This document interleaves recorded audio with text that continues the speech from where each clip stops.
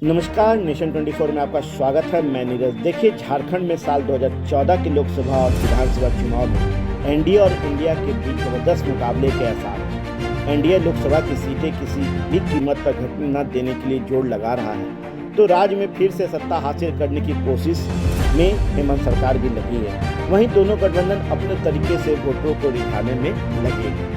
देखिए, झारखंड में जो है राजनीतिक सरगर्मी तेज है। पार्टियां अपने स्तर पर लगातार जोर आजमाइश में लगी है, वोटरों को रिझाने में लगी है, क्योंकि वहां इस बार 2024 में 2 इलेक्शन होने हैं। पहले लोकसभा चुनाव होना है, उसके बाद विधानसभा चुनाव होना है।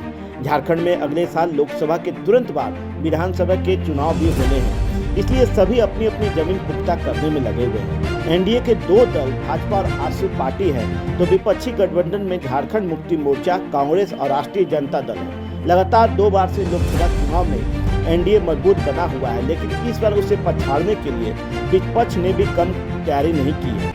झारखंड में अभी गैर एनडीए यानी कि जेएमएम के नेतृत्व वाली विपक्षी गठबंधन की सरकार है। जेएमएम के सामने एक साथ 2 चुनौतियां हैं। पहला, लोकसभा में एनडीए की सीटें कम करना, और दूसरा, विधानसभा में अपना वर्चस्व को बनाए रखना। एनडीए के सामने भी यही 2 चुनौतियां हैं। पहले की तरह लोकसभा की अधिकतर सीटों पर जीत हासिल करना और विधानसभा में खोए रुतबा को वापस हासिल करना। दोनों ओर से अपने अपने मकसद में कामयाब होने के लिए जबरदस्त होड़ लगी है। वहीं राज्य की सत्ता में विपक्षी गठबंधन यानी इंडिया की सरकार है। जेएमएम की अगुवाई वाली गठबंधन सरकार में कांग्रेस और आरजेडी भी शामिल है। जेएमएम के पास 30 विधायक हैं, आरजेडी का तो 1 ही विधायक है, लेकिन कांग्रेस से 17 विधायक हैं। 82 सदस्यीय झारखंड विधानसभा में कांग्रेस के पास अभी इतने विधायक नहीं रहे। सरकार ने भी कांग्रेस को वाजिब हिस्सेदारी मिली है।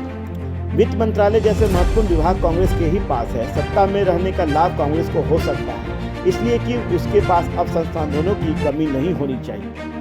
राष्ट्रीय स्तर पर कांग्रेस की छवि भी पहले से थोड़ी बेहतर हुई है। जहां तक जेएमएम की बात है, तो सीएम हेमंत सोरेन ने कई ऐसे संवेदनशील मुद्दों पर फैसले लिए हैं जो न सिर्फ जेएमएम बल्कि उनके सहयोगी दलों को भी लाभ दिला सकता है। अब वहीं पे हेमंत सरकार लगातार 1932 के खतियान के आधार पर झारखंड की पुरानी मांग डोमिसाइल नीति का प्रस्ताव विधानसभा में पास कराकर आदिवासी समाज पर मनोवैज्ञानिक असर डाल दिए हैं। भले ही राज्यपाल ने बिल की आपत्ति के साथ राज्य सरकार को लौटा दिया हो और अभी तक यह कानून का रूप नहीं ले सका, लेकिन झारखंड के आदिवासी समाज में यह संदेश तो जा ही चुका है कि हेमंत ने अपनी ओर से कोई कसर नहीं छोड़ी। जेएमएम आरोप भी लगाता है कि राज्यपाल बीजेपी के इशारे पर काम कर रही है, इसलिए उन्होंने डोमिसाइल नीति का बिल पास होने के बाद लटका दिया है। अगर विपक्ष जनता तक यह संदेश प्रचारित करने में कामयाब रहा तो इसका लाभ उन्हें मिलना तय है। ओबीसी के आरक्षण की सीमा बढ़ाने का बिल भी हेमंत सरकार ने पास कराया, लेकिन राज्यपाल ने भी उसमें कमी इंगित करते हुए वापस कर दिया। इसका ठिकरा भी विपक्ष राज्यपाल पर ही फोड़ता है। हालांकि सभी जानते हैं कि ये दोनों कानून बने भी तो वे कोर्ट में खारिज हो जाएंगे। कर्मचारियों के लिए पुरानी पेंशन योजना लागू कर हेमंत ने अपना नया वोट बैंक भी खड़ा कर लिया है। जहां तक एनडीए की बात है, तो इसके पास पहले से इसका अपना जनाधार बना हुआ है। बीजेपी तो आरएसएस के कारण कैडर बेस्ड पार्टी मानी जाती है, यानी उसके कोर वोटर बड़ी मुश्किल से विशेष परिस्थिति में ही इधर उधर होते हैं। एनडीए डोमिसाइल आरक्षण बिलों के बारे में यह सफाई देने की कोशिश करेगा कि सरकार जानबूझकर लोगों को गुमराह कर रही है। सरकार ने ऐसे विधेयक ही पास कराए जिनसे कई तरह की कमियां हैं। सरकार की मंशा इन बिलों को कानून बनने देने की कभी नहीं रही। एनडीए के पास विपक्षी गठबंधन को शिकस्त देने के लिए सबसे बड़ा हथियार हेमंत सोरेन के कार्यकाल में भ्रष्टाचार के मामले का उजागर होना है। प्रवर्तन निदेशालय ने जिस तरह मनरेगा घोटाला, जमीन घोटाला, खनन घोटाला और बिचौलिया कल्चर का पर्दाफाश किया है, उससे एनडीए ने ठीक से बुनाया तो फायदा हो सकता है। वहीं झारखंड में दलित की आबादी 10 से 12% आंकी जाती है। झारखंड विधानसभा में अनुसूचित जाति के लिए 9 सीटें रिजर्व हैं। इसमें 6 सीटों पर बीजेपी के दलित विधायकों का जीतना यह साबित करता है कि बीजेपी के प्रति दलितों का आकर्षण अब भी बना हुआ है।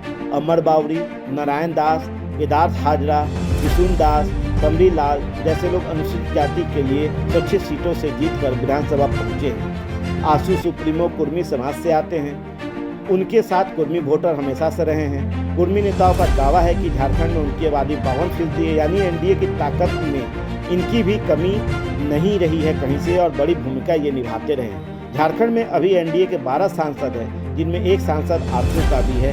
बीजेपी के 11 हैं सांसद मौजूद हैं। इस तरह की लड़ाई अभी और तेज होगी झारखंड में, और चूंकि 2 चुनाव हैं इसलिए सारे पार्टियों का, सारे नेताओं का नज़र जो है इस दोनों चुनाव को लेकर जो है लगा हुआ है और कमर कस चुके हैं। और उनकी भरसक कोशिश है कि किसी भी तरीके से, किसी भी आधार पर जो है वहाँ पर जो है अपने अपने तरीके से जीत हासिल की जाए, जिससे कि बेहतर झारखंड की बात कर सकें और अपनी पार्टी को मजबूत भी कर सकें और एक परचम भी फैला सकें झारखंड के सरजमी पर। आप देख रहे हैं नेशन 24 न्यूज़। नमस्कार।